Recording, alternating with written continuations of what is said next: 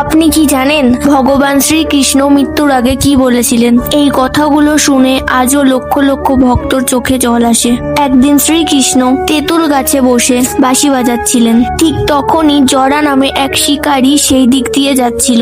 দূর থেকে শ্রীকৃষ্ণকে দেখে তার মনে হলো যেন কোনো এক হরিণ তেঁতুল গাছে বসে আছে। সে বুঝতে না পেরে একটি তীর সেই দিকে ছুঁড়ে দেয়, আর সেই তীর সোজা গিয়ে ভগবান শ্রীকৃষ্ণর পায়ের আঙুলে লাগে। তীরটি লাগার সাথে সাথেই পুরো দ্বারকায় প্রলয় নেমে আসে। শাস্ত্রে বলা আছে, ত্রেতা যুগে ভগবান রাম বালিকে লুকিয়ে বান মেরেছিলেন, আর সেই কারণেই বালির পত্নী তাকে অভিশাপ দিয়েছিলেন, যেমন করে আপনি আমার স্বামীকে মেরেছেন, পরের জন্মে এমন করেই আপনার মৃত্যু হবে। আর সেই অভিশাপই সত্যি হলো।